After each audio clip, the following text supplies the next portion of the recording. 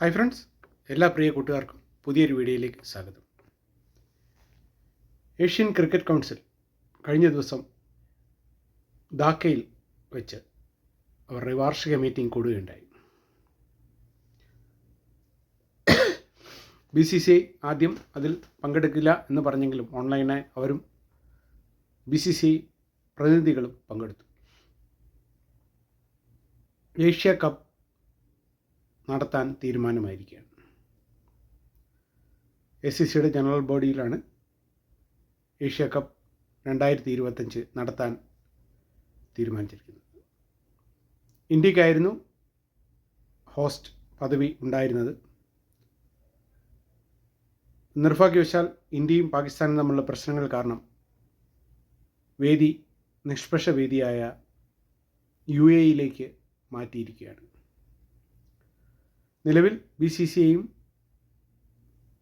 പാകിസ്ഥാനുമായി കളിക്കാൻ അനുവാദം അംഗീകരിച്ചിരിക്കുകയാണ്.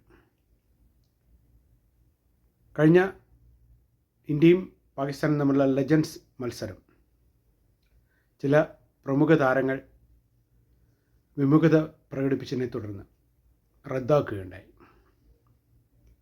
അതിനുശേഷം ഇപ്പോൾ BCCI എടുത്തിരിക്കുന്ന നിർണായക തീരുമാനത്തിൽ പാകിസ്ഥാൻ്റെ പല കളിക്കാരും കമൻ്റ് ചെയ്തിട്ടുണ്ട്. ലെജൻഡ്സ് ക്രിക്കറ്റിൽ ഇന്ത്യയും പാകിസ്ഥാനും തമ്മിലുള്ള മത്സരം വേണ്ട എന്ന് വെച്ചിട്ട് ഇപ്പോൾ ഏഷ്യ കപ്പിൽ പരസ്പരം ഏറ്റുമുട്ടാൻ തയ്യാറായി എന്നൊക്കെ പറഞ്ഞ് കുറേ കമൻസുകളൊക്കെ ഉണ്ട്. എന്തായാലും സന്തോഷം.